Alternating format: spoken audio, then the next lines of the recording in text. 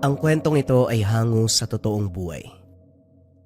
Mula ito sa isa nating kabayan na itago na lamang natin sa pangalang Eman, taong 1980, Leyte. JD. Magandang gabi po. Eman po pala, bagong kapitbahay. Pinapabigay ni Mama. Nakaugalian kasi namin na magbigay ng unang luto sa mga kapitbahay, lalo na po kapag bagong lipat kami. Sana ho magustuhan ninyo, karne po yan. Nakangiting bungad ni Eman sa matanda na nagbukas ng pintuan. Tinanggap nito ang pagkain. Matyagang nag-antay ang binata sa pinaglagyang plato. Maya-maya pa bumalik ang matanda. May ibang potahe ang platong bitbit. Nakaugalian ko din na magbigay ng luto sa bagong kapitbahay. Naway magustuhan ninyong dalawa. Tinanggap ni Eman. Hindi nagtagal kagad siyang nagpaalam. Pagdating ng tahanan, sinama ng binata ang dalang potahe sa hapag. Nawala ang ngiti nang makitang hindi ito ulam, kundi tinapay. Isinantabi muna ito, subalit hindi maiwasang matakam sa amoy. Naguguluhan. Hindi mawari kung bakit ang ganitong klase ng samyo ay nakakatakam. Kumakalampa ang tiyan. Nang masilayan ang abo nitong kulay, maging ang kanyang nanay ito ang inuna. Sa unang kagat hindi maitago ang pagkamangha. Sa hindi malamang dahilan, naging matakaw, nagunahan sa pagkuha. Kahit puno pa ang bibig, subo ng subo. Inubos ang bigay ni Aling Teresa sa loob ng ilang segundo. Pagkatapos nun, nawalan ng gana sa ibang putaheng nakahanda. Pagsapit ng oras ng pagtulog na hirapan ng binata, puno ang tiyan na parang hindi natunawan. Maririnig pa ang ingay ng tubig sa loob, kahit kapain, mapapansin ang bukol. Animoy hindi nginuya ang tinapay, buo pa pagdating sa tiyan. Nang silipin ng ina, maimbing ang tulog nito, kaya't naguguluhan kung bakit siya lang ang nakaramdam. Gayong dalawa naman silang kumain. Gayunpaman ay hindi na masyadong pinansin. Nagtiis hanggang sa sumapit ang umaga. Kinabukasan, hindi nakita ang ina. Walang senyales nito sa tahanan. Kahit sa labas man, naganap ng palatandaan. Nakugalian ng ina na mag-iwan ng sulat kapag aalis. Kaso sa pagkakataong ito ay wala. Sinubukang magtanong sa labas. Wala ring nakapansin. Nang masipat si Aling Teresa, kagad itong tinanong pero naguguluhan sa sagot. Sa mga oras na ito, siguro kausap niya na si Adus. Huwag kang mag-alala. Mapapabuti ang kalagayan niya sa kamay ng kaibigan ko. Hindi siya sasaktan. Aalagaan pa nga eh. Kinilabutan siya dahil biglang ngumiti ng nakakaloko si Aling Teresa. Nang sulyapan muli, humalakhak habang nakatingala sa naglalakiyang punos sa tapat. Kakahuyan na sa bahaging iyon, hindi maunawaan ang kilos dahil kagabi lang maayos ang pakikitungo ng matanda. Hindi kagaya ngayon na kung titignan ay animoy nasisiraan na ng bait. Bata, bago ka lang dito ano? Kung ganon meron kang dapat malaman. Hindi normal na tao si Aling Teresa. May mga bagay na mahirap may paliwanag. Hindi siya kauri natin, kaya iwasan mong makisalamuha sa kanya. Marami na siyang nabiktima, lalo na yung mga bago na walang kaalam-alam. Pumasok ko na sa inyo, tandaan mo ang sinabi ko. Bumaling ang atensyon ni Eman sa matandang nagsasalita. Hindi magawang sumagot dahil nagmamadali itong umalis. Sa kilabot na naramdaman sa sinabi, pumasok na rin siya ng tahanan. Naging palaisipan kay Eman ang sinabi ni Aling Teresa. Hindi mawari kung ina ba niya ang tinutukoy o sadyang umaandar ang diferensya sa pag-iisip. Alin man dito, hindi na masyadong pinansin. Sinubukang maging positibo para sa kalagayan ng ina. Naghintay hanggang sa sumapit ang gabi. Lumipas ang magdamag. Dumaan ng ilang araw, hindi pa rin bumabalik. Hindi na mapakali ang binata, sinimulan ang aktwal na paghahanap. Nagbahay-bahay, subalit walang nakakakilala. Sa katunayan, gabi sila nang dumating sa lugar. Walang katao-tao sa labas nung dumaan, kaya wala ring nakakita sa kanila. Tahanan lang ni Aling Teresa ang may ilaw sa gabing yun, kaya ito ang unang nilapitan para magbigay ng luto. Bukod dito ay wala na. Nakarating sa mga karatig sityo, umabot pa sa bayan, ngunit walang bakas ng ina. Dinulog ni Eman sa otoridad. Ginawa naman kagad ng aksyon pero lumipas sa mga araw. Walang balita. Hanggang sa naisantabi sa dami ng nagdatingan na kaso, ang tanging magagawa ng binata, magdasal para sa kaligtasan ng ina. Nakatitig lamang si Eman sa kabilang tahanan. Ilang ulit sinubukan ng binatang puntahan para mag-usisa. Sa puntong ito, duda si Eman na may kinalaman ng matanda sa pagkawala ng ina. Subalit nang ibabaw ang pagdadalawang isip, nakaupo muli si Mang Victor. Nilinaw nito, iginiit na hindi magandang kausapin si Aling Teresa. May dinagdag ito na hindi lubos maunawaan. Ang sabi niya, hindi tao ang ali. Napailamos ng muka ang binata matapos ang pagtatalo ng isipan. Sa huli, natagpuan ang sariling kumakatok sa tahanan ng matanda. Nakangiti itong bumungad. Maluwag ang pagkakabukas ng pinto. Sa mga oras nito, hindi maintindihan ni Eman kung ano ang nangyayari. Para bang kontrolado ng puwersa, hindi magawang sumagot sa matanda. Tatango lang, sinusunod ang bawat salita. Pinaupo siya sa hapag. Kagad naglaway ng ihain ang kulay abong tinapay. Naging matakaw sa Eman. Isahang subo ang bawat peraso. Sa napapansin hindi na kailangan ng nguya. Kusa itong bumababa mula sa lalamunan patungo ng tiyan. Kahit marami na ang naubos, hindi nakaramdam ng pagkabusog. Patuloy lang din sa paghain si Aling Teresa, natutuwa sa kanya bilang bisita. Maya-maya pa, nag-abot ng baso. Walang laman pero nang tunggain may likidong dumaloy. Bago pa man tuluyang mahulog sa anumang patibong, nabulabog ang pangyayari sa ingay na nagmumula sa labas. Sa puntong ito, nagising si Eman. Nagmamadaling umalis nang mapagtanto ang kaganapan. Naabutan sa labas si Mang Victor. May sinasaboy sa tahanan ni Aling Teresa. Sumasambit ng nakakakilabot na salita. Tinawag siya nito. Sinabihang magmadali sa pagpasok ng tahanan. Tanaw mula sa bintana ang nangyayari. Malalang sagutan ang namagitan sa dalawang matanda.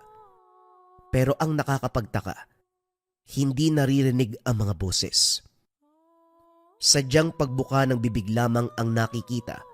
Ganito ang sitwasyon sa loob ng ilang sandali. Bago natapos, parehong lumingon sa kanya. Agad nagsara ng bintana. Kinilabutan sa nangyayari. Ito ang naisip buong magdamag. Sa muling pagsapit ng bukas, unang bumungad sa pintuan si Mang Victor. Nagmamadali pa sana si Eman sa pag-aakalang ang ina. Pinatuloy ang matanda. Sa pag-upo nito, inilibot ang tingin sa kabuuan ng bahay. Maya-maya pa hinalungkat ang mga gamit sa kusina. Tumitig sa kanya nang mabuksan ng basket. Puno ito ng tinapay. Laking gulat ng binata dahil sa pagkakatanda ay wala ng laman. Hindi ko po alam. Wala naman yan kanina eh. Nung unang gabi namin dito nagbigay si Aling Teresa. Pero ubos na po yun. Wala pong natira. Hindi nakakapagtaka dahil biktima kayo ng matanda. Siguradong magkakaroon ng tinapay o pagkain ng lugar para ito ang piliin mong kainin sa oras ng paggutom. Nawawala ang nanay mo, hindi ba? Wala ka pa rin bang balita hanggang sa ngayon? Kung ganun man, sigurado ko wala na siya sa lugar na ito. Kung wala po dito, nasaan? Sabihin niyo po sa akin para masundo ko si nanay. Wala akong pakialam kung gaano kalayo. May motorsiklo naman ako eh. Hindi biyaheng lupa o himpapawid ang tinutukoy ko, iho. Ang ibig kong sabihin, wala na sa mundo ang nanay mo. Kagaya ng sinabi ko, hindi normal na tao si Aling Teresa. Nakaalay ang pagkatao at kaluluwa niya sa sinasambang engkanto. Si Ados, uri ng kapre na kumukuha ng kaluluwa ng mga tao para dalhin sa mundo nila. Swerte na lang kung dinala sa kabilang mundo, posible pang maibalik. Pero kung kinain nito ang kaluluwa ng nanay mo, wala na tayong magagawa. Teka, sandali nga po, hindi po tayo nagkakaintindihan eh. Kabilang mundo, kinain yung kaluluwa. Kapre, hindi normal na tao sa Aling Teresa, sandali nga ho. Naglolokohan ba tayo dito, Manong? Unawain mong maigi ang sinasabi ko, Eman. Ito ang katotohanan na gusto kong maintindihan mo. Hindi ito isang uri ng kaganapan na tipikal na nararanasan ng tao sa araw-araw. Umusad ka sa kabilang mundo, sa mundo kung saan gumagalaw ang hindi tao, kundi engkanto. Magiging puno ng kababalagan ang buhay mo simula ngayon. Napatitig na lamang si Eman sa matanda. Sa puntong ito, naglalaro sa isipan ang ideya kung pati ba ito nasisiraan ng bait. Mulat ang binata sa ganitong usapin, pero ang paniniwala ay bunga lamang ng katang-isip. Yung tipong nasa teleserye, librong pambata, at kwento ng matatanda para manakot. Maya-maya pa napahalakhak. Si Mang Victor naman ngayon ang natigilan. Pasensya na po ah. O sige, hindi tao si Aling Teresa. May engkanto tapos nasa kabilang mundo ang nanay ko. O ano pong kasunod? Ako naman ang maglalaho. Ako naman ang kukunin. Manong, hindi na po ako bata. Huwag niyo naman ako ituring na parang paslit. Nahubog na ang pag-iisip ko sa kaganapan sa mundo. Kaya pakiusap lang, huwag na tayo maglokohan, tulungan niyo na lang po ako. Ganun ba, Eman? Ginagawa mong biro ang sinabi ko.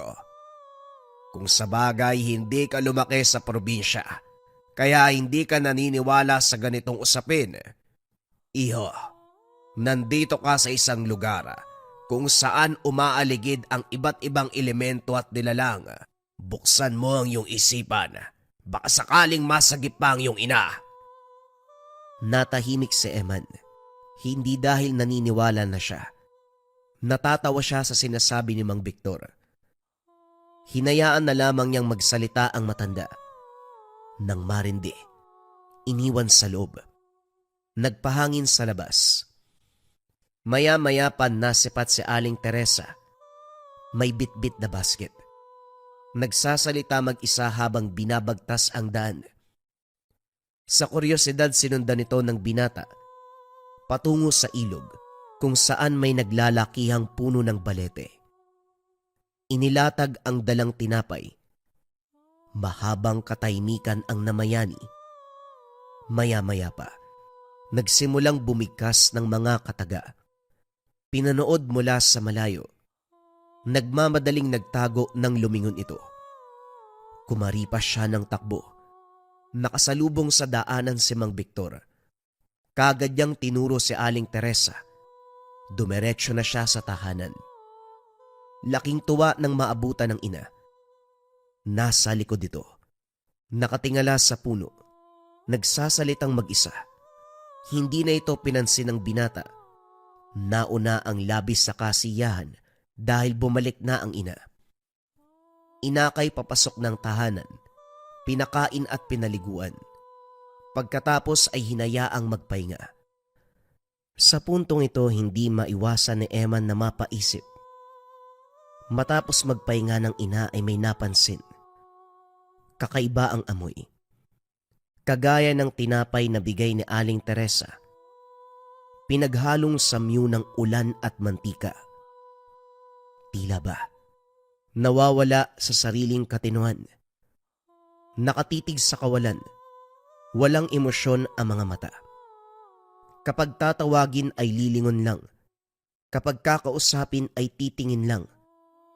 Sa kabila nito, inisip na lamang ng binata na baka may pinagdadaanan ang ina. Tuluyang nabura ang pag-aalala. Naging normal ang kilos ng ina. Unti-unti niyang nalimutan ang tungkol dito, lalo na nang maging abala sa pagtatrabaho ang nanay. Si Eman ay balik sa eskwela. Pumasok sa universidad sa kabilang bayan. Wala ring masyadong pag-uusap dahil hindi pareho ng oras ng uwi. Nauuna ang binata. Darating ang ina ng 10 oras. Saktong abala siya sa paggawa ng takdang aralin. Madaling araw aalis ang ina. Siya naman ay sa pagsikat pa ng araw. Tumagal ng linggo ang sitwasyon. Hanggang isang araw, muli na naman itong nawala. Nahanap sa kakawyan, sa harapan ng ilog, nakatingala sa balete. Nagsasalita na parabang may kausap na siya lang din ang nakakakita. Habang pinagmamasdan ng binata, hindi may tatanggi na napagtanto ang kaganapan. Labag man sa kalooban, hindi maiwasang isipin ang sinabi ni Mang Victor. Nilapitan ang ina at kinalabit. Paglingon sa kanya, ganun na lamang ang pagsigaw. Sa sandaling ito, hindi mukha ng ina ang nakita, kundi parang pinaghalong tao, demonyo at hayop. Hindi maipaliwanag sa iisang salita. Naguguluhan si Eman sa nasaksiyan. Isa lang ang malinaw. Ang taglay nitong samyo, nakatulad ng tabako pero mas pinatapang. Isang kurap pa. Itsura na ng ina ang nasilayan. Hindi rin maiwasang sampalin ng sarili. Gustong makasigurado kung namamalik mataba o hindi. Subalit hindi maalis sa isipan ng binata ang mga sinabi ni Mang Victor. Tumayo ang ina. Mabagal ang pagbaybay ng daan. Pumasok ng tahanan. Pero nang suriin ni Eman, hindi matagpuan. Nilibot maging ang sulok. Hindi magilap. Mula sa oras na yun, muling nawala ang ina. Sa puntong ito, madalas ang pagkakasalubong kay Aling Teresa na parabang sinundan siya saan man magpunta. Tumawag na sa mga kaanak si Eman. Ibinalita ang nangyari sa ina. Dahil nasa malayong probinsya, ang iba ay nasa isla. Hindi madali ang pagpunta. Hanggang sa lumapit ang tiyuhin sa isang albularyo, hindi niya pa maintindihan nung una kung bakit kailangan ito. Pero nang mapaliwanagan siya, doon na nalinawan. Ang pangalan nito ay Mang Nardo. Mahusay ito lalo na kung elemento ang pag-uusapan. Nakumbinsi si Eman dahil pagdating sa tahanan nito, kasalukuyang ginamot ang pasyente. Nasaksiyan ang proseso. Mga bagay na hindi lubos maunawaan ng binata nang siya na mismo ang inasikaso. Walang pagdadalawang isip na pinagtapat ang kaganapan. Tumango ang matanda habang inuunawa ang pagsasalaysay. Pagkatapos, hindi na nagpaligoy-ligoy pa. Sinimulan ang pagtatawas. Natukoy ang kalagayan ng ina. Isang elemento ang may hawak sa iyong ina. Kung tatawagin ito ay Ados. Isang masamang anyo ng kapre na may kakayahang maglabas ng makapal na usok mula sa tabako na may halong lason o sumpa. Kapag nalangap ng tao nagdudulot ng pagkahilo, panghihina, o minsan bigla ang kamatayan. Pero sa sitwasyon ng iyong ina, dahan-dahang pinapatay. Nakaiwalay na sa katawan ng kaluluwa na siyang nakikita mo. Ang kailangan nating gawin, mahanap ang katawan para mabigyan ng maayos na libing. Agarang naagaw ang atensyon ni Eman sa huling sinabi ng matanda. Ano? Anong libing? Bakit may ililibing? Kaluluwang nakikita ko. Akala ko si Aling Teresa at Mang Victor lang ang nasisiraan ng bait. Pati pala... Natahimik ang binata nang may mapagtanto. Ganito rin ang reaksyon nang sabihin ni Mang Victor ang ganong klase ng kababalagan. Hindi niya pinaniwalaan. Huli na nang malaman na totoo ang sinabi. Biglang nagbago ang tono ng binata. Ano po ba ang dapat gawin? Sigurado po ba kayo napatay na si nanay? Baka naman po nagkamali lang kayo. Ulitin niyo po yung ginawa niyo. Iho, mahirap paniwalaan ang ganitong pangyayari pero nandito na tayo. Swerte pa nga ang nanay mo eh. Nakatagal siya ng ilang araw bago tuluyang nasawi. Marami dyan, hindi na inabutan ng oras matapos mabiktima ng ADUS. Nga pala maiba tayo. Sino itong binanggit mong Teresa at Victor? Sino mga taong yan? Mga kapitbahay po namin. Si Aling Teresa, hindi siya normal na tao, sabi ni Mang Victor. Eto naman pong si Mang Victor, bigla na lang siyang lumapit eh.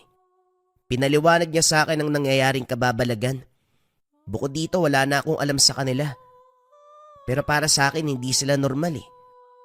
May mga bagay na mahirap ipaliwanag pagdating sa kanila.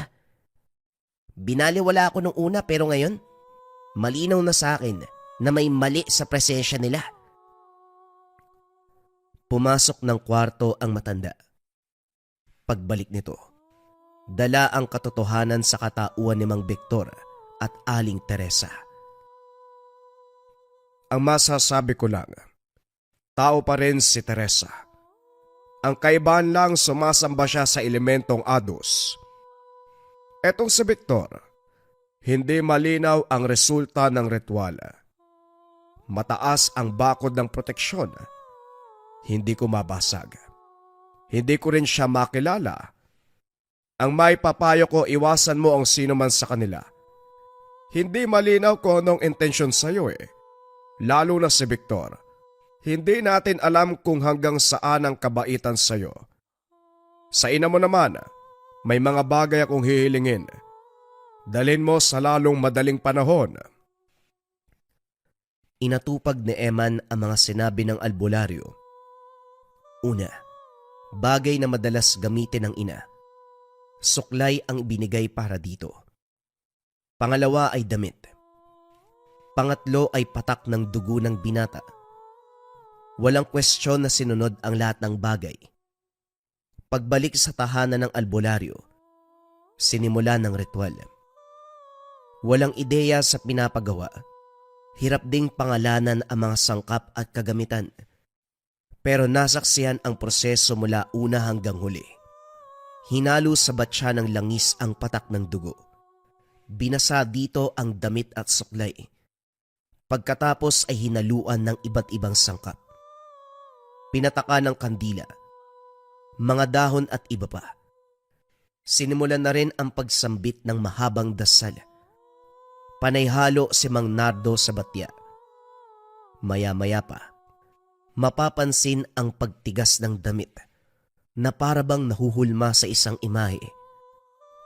Nang tapusin ang ritual, isang muka ang naaninag. Kilabot ang gumapang sa kabuuan ni Eman nang makilala kung ano ito. Walang iba, kundi ang itsura na nakita sa muka ng ina noong natagpuan sa kakahuyan.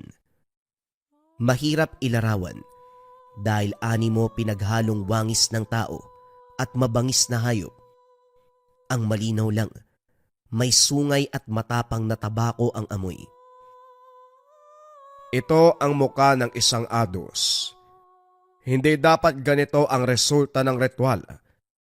Ang aasahan sana ay wangis ng ina mo upang matunto natin ang kinalalagyan ng katawan.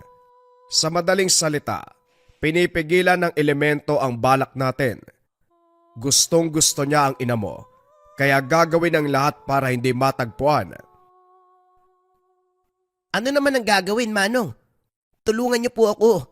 Ayoko mawala si nanay. Huwag kang mag-alala. May alam akong paraan. Papapuntahin natin mismo ang Ados. Harapin natin siya. Pero bago yon, kinakailangan nating dumaan kay Teresa. Samahan mo ko papunta sa kanya. Pero iho, huwag mo masyadong taasan ang pag-asa sa'yo. Kagaya ng sinabi ko, patay na ang nanay mo. Kailangan bigyan ng maayos na libing. Pero malay natin, may himala. Pinuntahan nila ang tahanan ng Ali. Sa bakuran pa lang, napapailing na si Mang Nardo. Naglagay ng proteksyon ang kalaban. Pagkahilo at matinding pananakit ng ulo ang epekto sa kagaya niyang may karunungan. Hindi ito inaasahan ni Mang Nardo, kaya napagpasyahan na umatras na lang muna. Sa bahay ng binata na nuluyan, binuksan ang bintanang nakaharap sa kabilang tahanan upang malaman ang galaw ni Aling Teresa. Kahit walang tao roon, minabuti pa ring magmasid.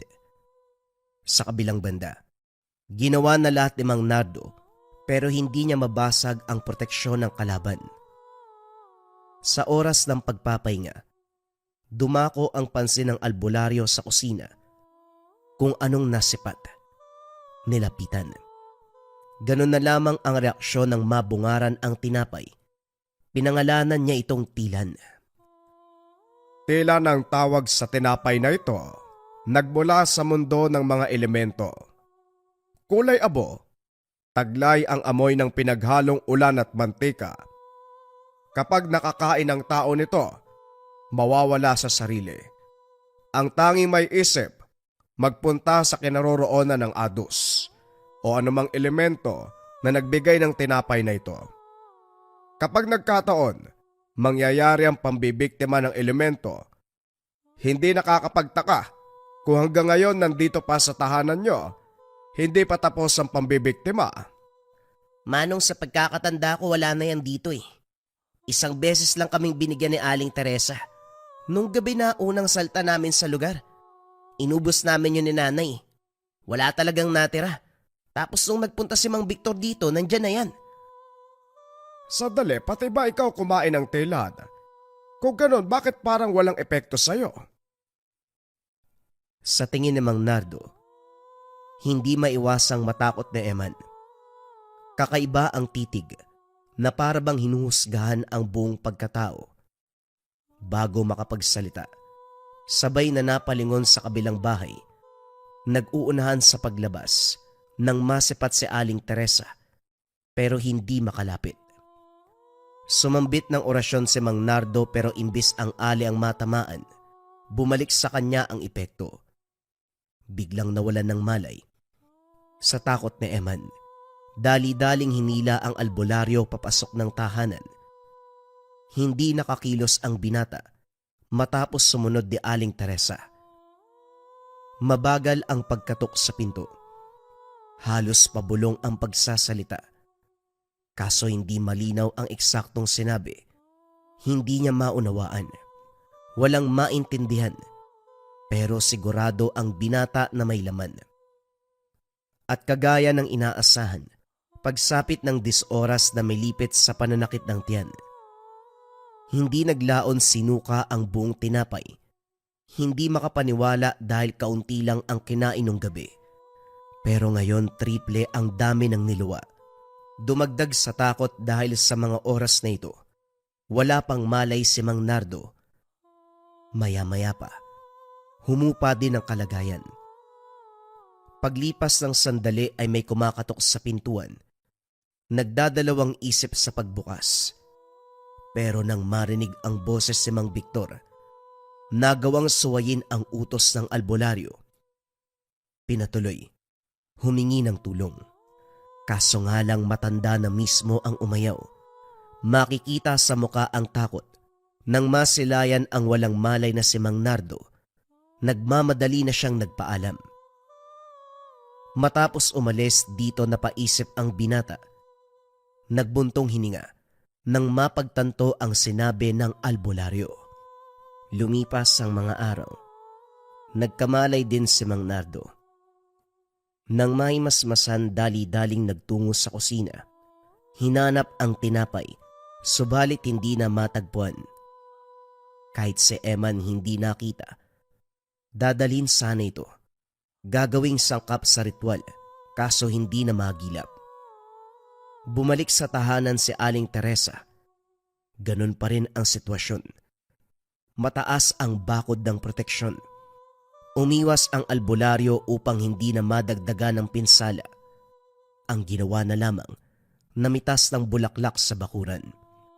Maliban pa rito may sariwang dugo ng manok at tinapay na kawangis ng ginagamit ng kalaban. Binudbura ng mantika at ulan. Maya-maya pa sinimulan ang ritual. Napalunok sa Eman. Kumpara sa unang ritual, kalmado ang paligid. Hindi katulad ngayon na nagsisimula palang mabigat na ang hangin. May presensya na umaaligid. May bulong ng paghinga. Yung tipong malalim ang paghugot sa baybuga. Maya-maya pa, habang patuloy sa pagsambit ng salita si Mang Nardo, napansin ni Eman ang imahe ng ina. Parang namamalikmata lang dahil pabigla-bigla ang pagpapakita. Isang kurap ay nariyan, isang kurap ay naglalaho. Nang tawagin ito, napukaw ang damdamin ng sumagot. Naririnig niya ang pag-iyak. Hindi malaman kung saan nagmula, pero ito ang napansin ni Eman. Batay sa boses nito, para bang walang hangganan sa pagdurusa. Bakas ang sakit, matinding emosyon, humihingi ng tulong, para bang gusto nang makawala sa paghihirap na kinalalagyan. Napapikit si Eman, dinama ang sitwasyon ng ina. Hindi maiwasang humagulgol. Nang tumagal, napansin ang pagbabago ng boses. Mula sa tinig ng ina, naging mas malalim na kalaunan humagalpak ng tawa. Saka lang napagtanto ng magmulat. Bumungad ang itsura ng nilalang. Kagading naglaho ng magsaboy ng pangontra si Mang Nardo. Alam ko na kung nasaan ang katawan ng nanay mo. Hindi mo rin sana pinakinggan ang panlilinlang ng elemento. Kamuntikan ka na. Buti napansin ko kaagad. Maganda ka. Pupuntahan natin ang nanay mo. Naglakbay sila sa kalagitnaan ng gabi. Nilibot ang kakawyan hanggang sa mahanap ang ina. Nakaimlay sa paanan ng balete sa tapat mismo ng ilog kung saan nagritual si Aling Teresa. Ang pinagtataka ng binata, sa mga nagdaang araw walang katao-tao roon at lalong wala ang ina. Ayon sa albularyo, normal na kaganapan ito dahil elemento ang pag-uusapan. Sa katunayan, ngayon palang nilabas ang katawan ng ina na nagmula sa kabilang mundo. Isa na itong malamig na bangkay. Habang nagluluksa, isinailalim ni Mang Nardo sa isang pagsusuri ang katawan. Sa hindi maipaliwanag, ang tiyan nito ay puno ng maliliit na tinapay. Isa-isang hinugot ng albularyo. Natuyo na ang dugo nito. Wala ni isang patak kahit sa mga sugat. Pagkatapos matanggal ang tilan, binasbasa ng katawan at binigyan ng maayos na libing. Sa puntong ito, hindi lubos maisip ni Eman ang kinahantungan ng lahat. Sa pagkakatanda, lumipat lamang ng tahanan para makapagsimula muli. Piniling tumira sa lupaing binili ng ama. Hindi inasahan na ganito ang magiging takbo ng kaganapan. Tulalang nakaupo sa tabi. Dinamaya naman siya ni Mang Nardo. Ipagpatawad mo sana ang kalupitan ng mundo sa nanay mo. Hindi na natin maibabalik ang dati. Nangyari na ang dapat mangyari. Ang magagawa mo na lang, magpatuloy sa buhay, magsumikap muli, Mahirap tanggapin lalo na sa ganitong paraan nagwakas ang buhay ng iyong ina. Pero kinakailangan mong tandaan na magpatuloy sa buhay. Buhay pa po si Aling Teresa. Hindi pa tapos ang pangyayari.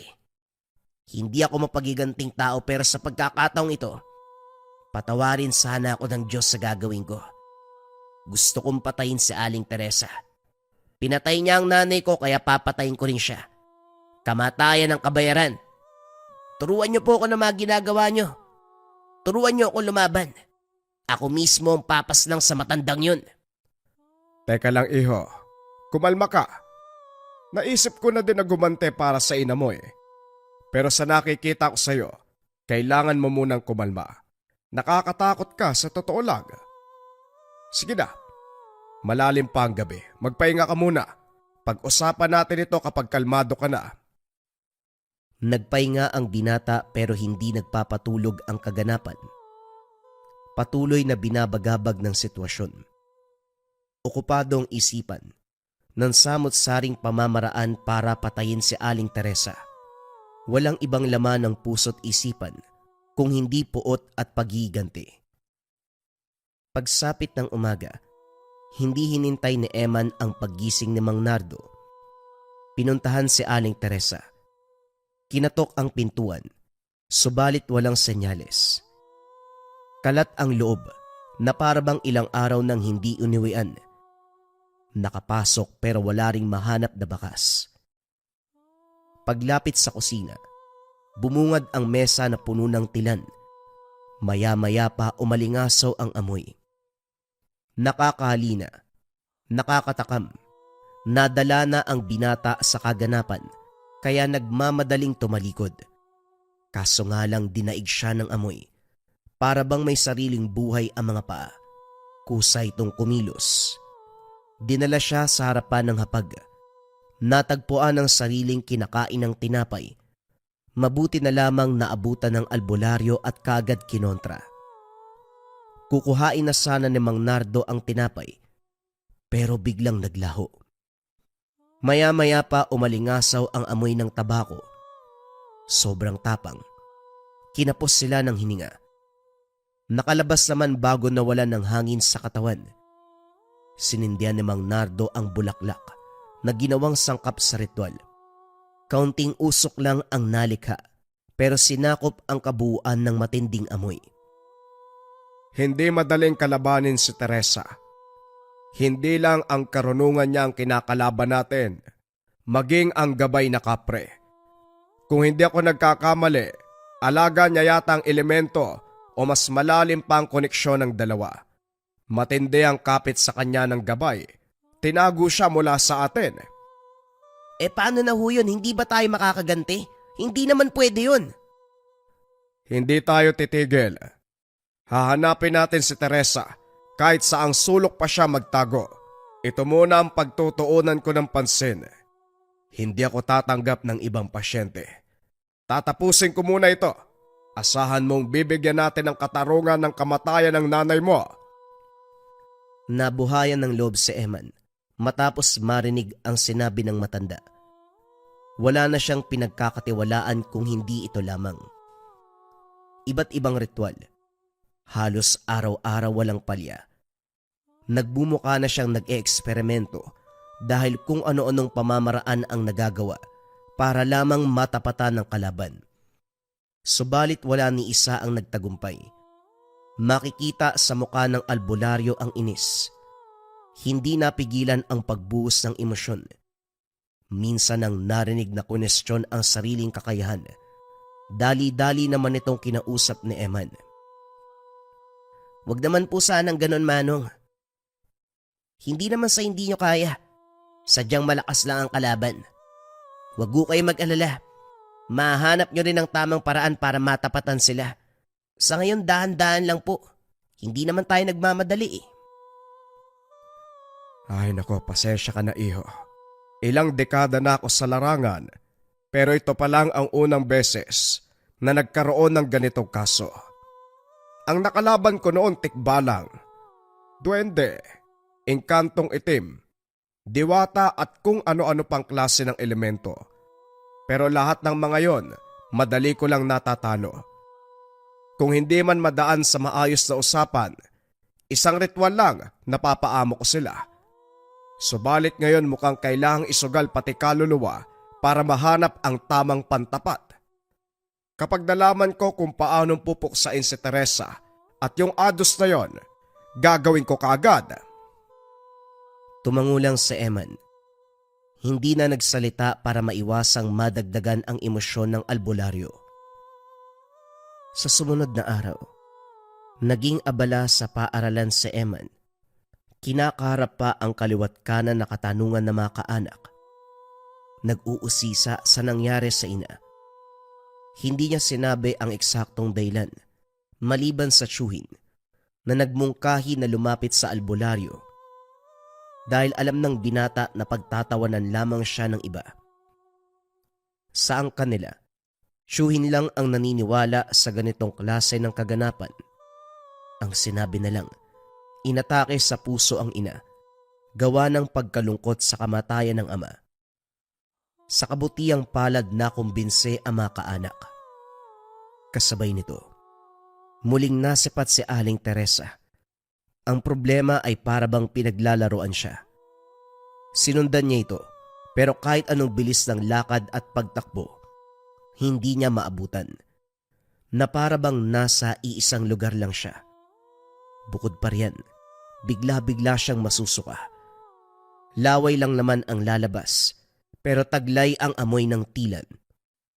Nang magsunod-sunod, dito naalala ang pagkain ng tinapay na yon.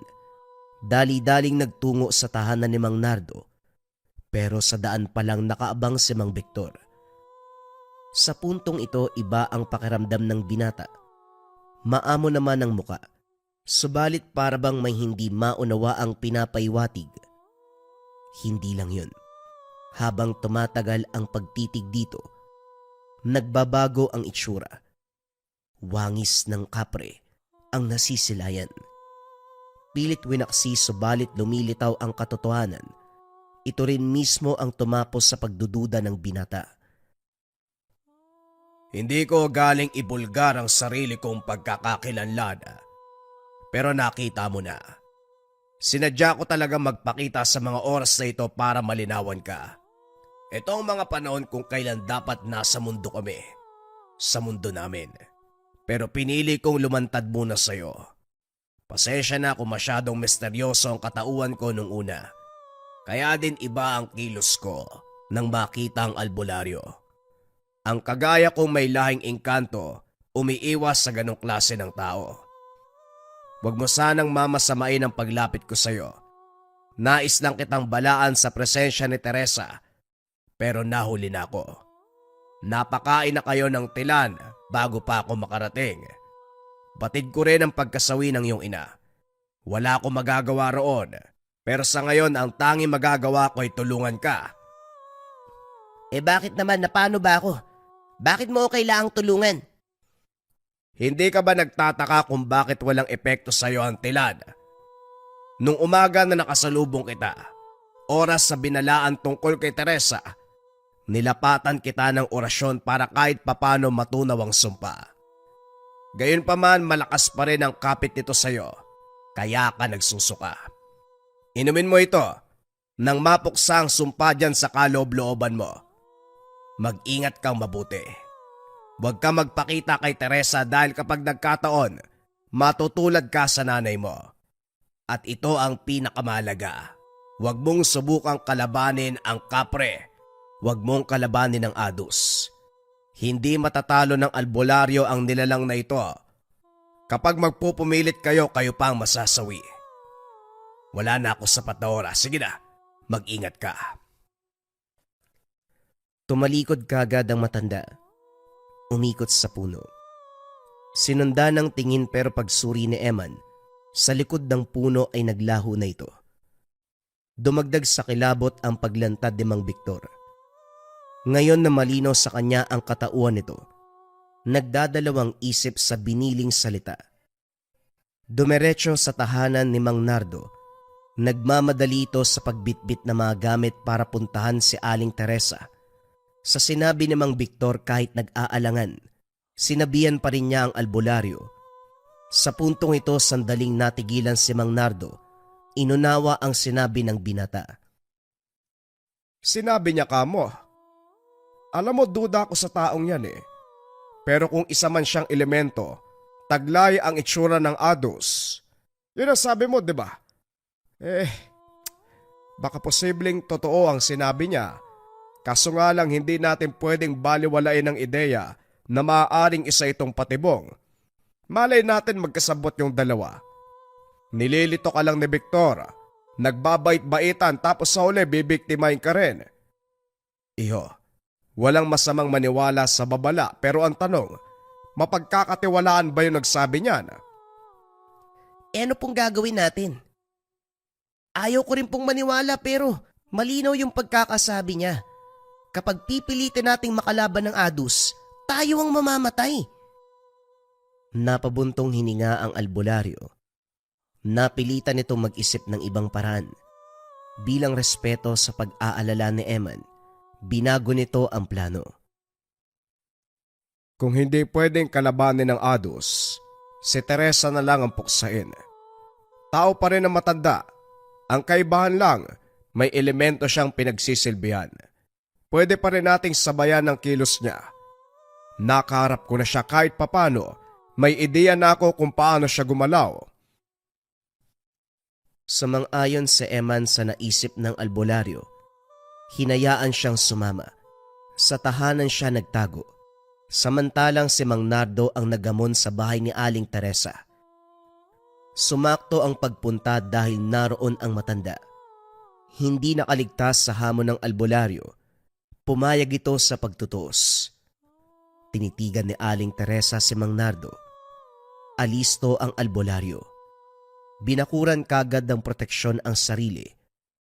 Maya-maya pa sinimulan ang pag-atake sa pamamagitan ng dasal. Sa unang pagsugod, hindi tumagos ang puwersa. Masyadong matibay ang bakod ng ale.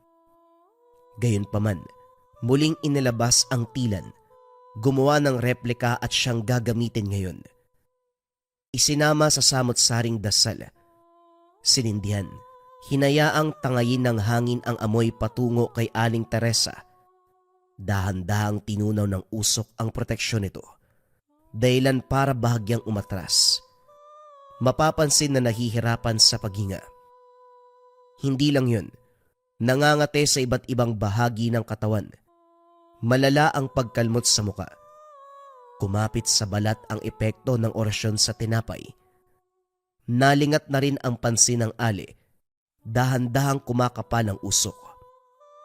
Maya-maya pa binulag ang paningin. Nang makitang mahihirapan ng ale, sinabayan pa ng isang orasyon. Sigaw ng sigaw si Aling Teresa habang patuloy sa pagkalmot ng muka. Dumugo hanggang sa napuruhan. Puro sugat ang tinamo. Sa muling pag-usal ng orasyon, lumuhod na ang ale.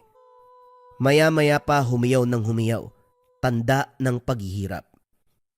Sa kabilang banda, napansin ni Emma na parabang may lumapit kay Aling Teresa. Hindi malinaw nung una pero nang tumagal ang pagtitig, lumantad din ang itsura. Sandali lang nasilayan. Kahawig ng tao ang tindig, pero ang katawan ay parabang pinagsamang tao at kambing. Malalaki ang mga paa, gayon din ang mga kamay. May naglalaki ang sungay, nanlilisik ang mga mata. Naglalabasan ang matutulis sa pangil. May malaking tabako. Makapal ang binubugang usok. May baging na nakapalupot sa bewang. May dahon na parang supot na pinaglagyan ng tilan. Galit itong tumingin sa gawin ni Mang Nardo. Napapatanong si Eman kung siya lang ba ang nakakakita o hindi. Maya-maya pa sumigaw ang nilalang. Naganda sa pag-atake pero batay sa galaw. Parang may hindi nakikitang harang. Sa tuwing susugod patungo sa kanalalagyan ng albularyo, mababangga. Hahatakin pabalik ng malakas sa puwersa.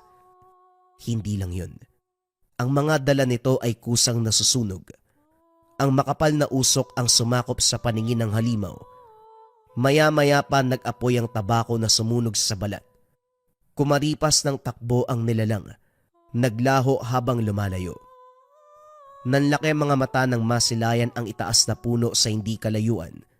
Naroon si Mang Victor, kinukumpas sa mga kamay habang nagsasalita. Hindi mawari kung ano ang ginawa. Nang malaman, binaling ang pansin sa kasalukuyang kaganapan. Ang naiwan na si Aling Teresa, walang awa na pinuksa ng tuluyan ni Mang Nardo. Dahil basag na ang proteksyon nito, pumasok ng tahanan, kumuha ng langis, isinubo sa matanda. Ang langis nito ay lumusot sa butas ng ilong, bibig at tenga. Ito ang pumatay sa kanya. Binalik ni Eman ang tingin sa puno. Wala na roon si Mang Victor. Magdiwang ka, iho. Naiganti natin ang nanay mo. Napuksa na si Teresa. Subalit hindi magawang matuwa ni Eman ng masilayan ang leeg at braso nito. Bahagyang umitim na parang dinaanan ng apoy. Nang magpaliwanag ang albularyo, ito ang kapalit sa ginawang pagpuksa kay Aling Teresa. Nakita niya rin ang nilalang na adus. Gumanti ito para sa Ali. Ang pangingitim ng balat ang resulta. Kahit ayaw aminin na nasasaktan, mababakas sa kilos ang katotohanan. Pagkatapos ng insidente, hindi na nahagilap ang katawan ni Aling Teresa. Sa pagkakatanda, pinasok ito ng tahanan. Iniwan para pag-isipan kung saan ililibing. Kaso pagbalik nito ay wala na. Siguradong hawak na ito ng elemento. Matapos ang kaganapan, dali-daling nilisan ni Emma ng lugar. Nanuluyan sa poder ng tiyuhin. Dito pinaliwanag ang kaganapan, bagay na pinaniwalaan naman. Dinalaw ang puntod ng ina. Dinaanan din si Mang Nardo. Pero nagulat sa balita, patay na ang albularyo, ilang araw lang ang lumipas. Ayon sa kaanak, nagtamo ng matinding paso sa katawan. Ito ang kinamatay. Para sa binata, hindi ito basta paso. Ito ay gawa ng nilalang. Huwag mo nang isipin, Eman. Wala na tayong magagawa. Naganap na ang dapat maganap. Halika na. Umalis na tayo. Nilisan ang lugar. Nagpakalayo-layo. Pero kahit gaano pa kalayo ang narating, sinusundan pa rin ng alaala na hindi siya pinapatulog. Masyadong mabilis ang pangyayari. Pangyayaring hindi inasahan, natatapos sa buhay ng ina at ng albularyong tumulong sa kanya. Higit sa lahat, sino ba naman ang mag-aakala na sa simpleng bigay ng pagkain, magsasangi ng matinding kababalagan? Isang ale ang nakalaban nila. Si Aling Teresa na merong gabay na kapre.